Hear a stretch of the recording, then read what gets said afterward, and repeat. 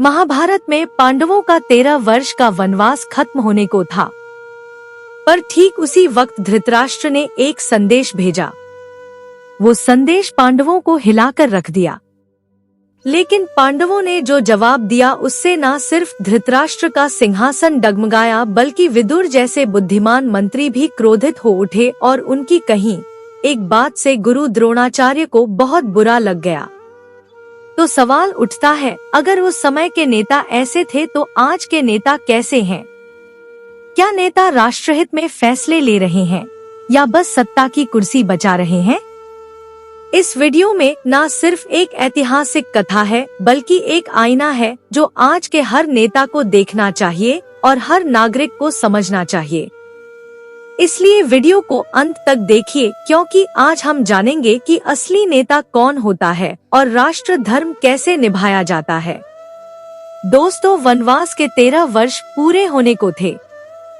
पांडवों की आंखों में अब भी उम्मीद थी कि न्याय मिलेगा और वे सम्मान के साथ हस्तिनापुर लौट सकेंगे। लेकिन तभी धृतराष्ट्र का एक संदेश आया, तुम लोग वन में ही रहो और वहीं खुश रहो। इस संदेश ने पांडवों को हिला दिया। पांडव समझ गए, अब शांति से कुछ नहीं होगा। अब अगर अपना हक चाहिए तो युद्ध करना ही पड़ेगा। लेकिन युद्ध से पहले एक फैसला लिया गया, अपनी ओर से दूत भेजने का। और जब यह सूचना महात्मा विदुर तक पहुंची तो उन्होंने जो कहा उससे न सिर्फ हस्तिनापुर का सिंहासन हिल गया, बल्कि गुरु द्रोणाचार्य तक को बहुत बुरा लग गया। जब विदुर ने यह सुना कि पांडव अब हस्तिनापुर में दूत भेजने वाले हैं, तो वे समझ गए अब युद्ध टालना असंभव है, युद्ध निश्चित है। लेकिन फिर भी एक राष्ट्रभक्त की तरह युद्ध को टालने के लिए विदुर ने आखिरी प्रयास करने का निर्णय लिया। वे उसी क्षण उठे और राजमहल की ओर चल पड़े और भीष्म पितामह के महल में प्रवेश किए, जहां उस वक्त भीष्म, गुरु द्रोणाचार्य और कृपाचार्य आपस में बात कर रहे थे। विदुर गंभीर स्वर में बोले, हे पितामह, मैं आपकी मजबूरी को समझता हूँ कि आप इस राज सिंहासन से वचनबद्ध हैं। लेकिन कृपाचार्य और गुरु द्रोणाचार्य की क्या मजबूरी है कि महाराज धृतराष्ट्र को सत्य का सामना नहीं करवाते? क्यों नहीं कहते कि हे महाराज, आप जो कर रहे हैं वह अधर्म है? क्या शिक्षक का धर्म यही रह गया है कि अपने सुख सुविधा को बचाए रखने के लिए अधर्म का साथ दिया जाए? विदुर के इस बात से गुरु द्रोणाचार्य को बहुत बुरा लगा, जैसे किसी ने जख्म पर नमक छिड़क दिया हो। जो काम उस समय गुरु द्रोणाचार्य कर रहे थे, आज वही काम हमारे नेता कर रहे हैं। दोस्तों, इस बात पर एक लाइक तो बनता है।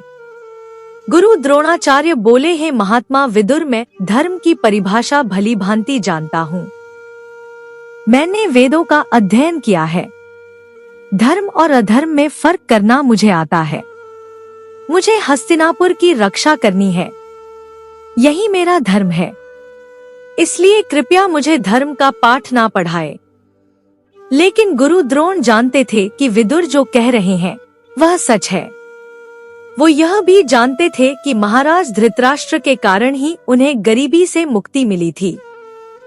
बस उसी उपकार के कारण गुरु द्रोण सच बोलने से बच रहे थे। वह जानते थे कि धृतराष्ट्र अधर्म कर रहे हैं, लेकिन उन्हें उपकार की कैद ने उन्हें मौन बना दिया।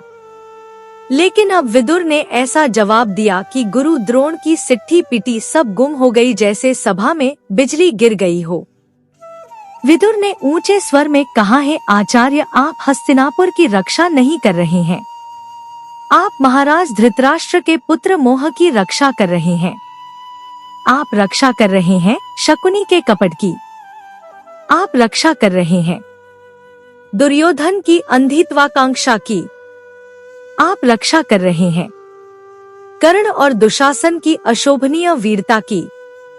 आप उसे बचा रहे हैं जो यदि बच गया तो ना हस्तिनापुर बचेगा और ना भरतवंश की मर्यादा। लेकिन हे आचार्य, अब भी कुछ नहीं बिगड़ा है। यदि आज आप बदल गए तो हस्तिनापुर उजड़ने से बच सकता है, क्योंकि धर्म वही है जो समय रहते जाग जाए। विदुर ने भीष्म पितामह से बोले, हे पितामह, आप अभी इसी समय महाराज के पास जाइए और उन्हें आदेश दीजिए कि वह अपना दूत भेजें और पांडवों को बुलाकर इंद्रप्रस्थ वापस सौंप दें। अगर अब भी देर की गई तो फिर युद्ध होगा और उस युद्ध में ना आप बचेंगे, ना गुरु द्रोण और ना ही हस्तिनापुर बचेगा। सब कुछ नष्ट हो जाएगा। इतना सुनते ही गुरु द्रोण को रहा नहीं गया। वह गुस्से में बोले, मुझे डराने की कोशिश मत कीजिए महात्मा विदुर, मैं युद्ध से नहीं डरता और ना ही किसी भविष्यवाणी से। फिर विदुर ने कहा, आचार्य विराट, युद्ध में आप भी थे, पितामह भीष्म भी थे, विशाल सेना थी और वह सारे वीर योद्धा भी थे, लेकिन फिर भी अकेले अर्जुन ने सबको पराजित कर दिया। अब सोचिए आचार्य, अगर फिर से युद्ध हुआ तो उस पांडव सेना में अकेला अर्जुन नहीं होगा, बल्कि पांचों पांडव, श्री कृष्ण और अनगिनत वीर योद्धा साथ होंगे। क्या आप टिक पाएंगे उस सेना के सामने? क्या आपकी तलवार धर्म के विरुद्ध खड़ी होकर टिक पाएगी? विदुर और भीष्म महाराज धृतराष्ट्र के पास पहुँचे। भीष्म पितामह ने बिना किसी लाग लपेट के महाराज को आदेश दिया और कहा कि अब और देर मत करो, अभी पांडवों के पास अपना दूत भेजो, उन्हें सम्मान के साथ हस्तिनापुर बुलाओ और उनका इंद्रप्रस्थ राज्य उन्हें लौटा दो, वरना याद रखना, ना तुम्हारा सिंहासन बचेगा, ना तुम्हारा पुत्र और ना ही यह हस्तिनापुर। धृतराष्ट्र घबरा गए, पर फिर भी बोले, हे पितामह, मैं चाहता हूँ कि इस पर दुर्योधन से सलाह ले लूं।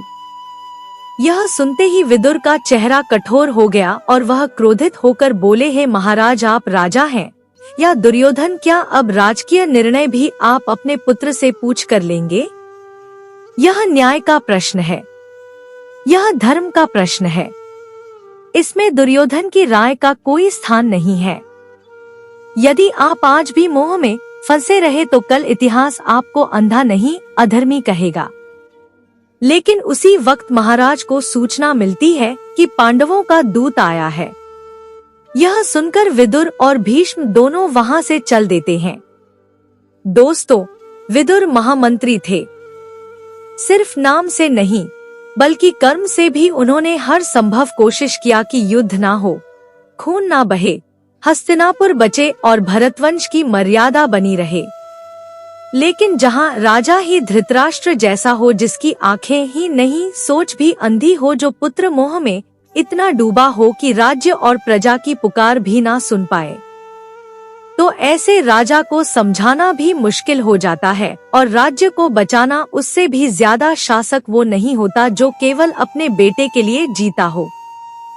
शासक वो होता है जो पुत्र और परिवार से ऊपर उठकर प्रजा, धर्म और राष्ट्र के हित में निर्णय ले। धृतराष्ट्र यह नहीं कर पाए और यहीं से विनाश की शुरुआत हुई। उम्मीद करती हूँ यह कहानी आप लोगों को अच्छी लगी होगी। अच्छी लगे तो लाइक करें, अपने दोस्तों के साथ शेयर करें, मेरे चैनल को सब्सक्राइब करें और कमेंट में जय श्री कृष्ण अवश्य लिखें। कहानी सुनने के लिए बहुत बहुत धन्यवाद। मिलती हूँ एक नई कहानी के साथ।